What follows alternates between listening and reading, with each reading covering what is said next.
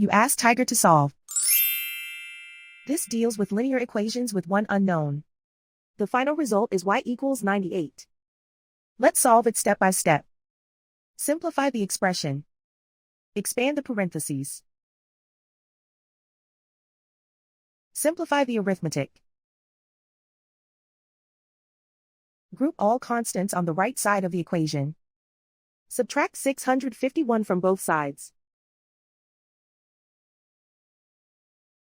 Simplify the arithmetic.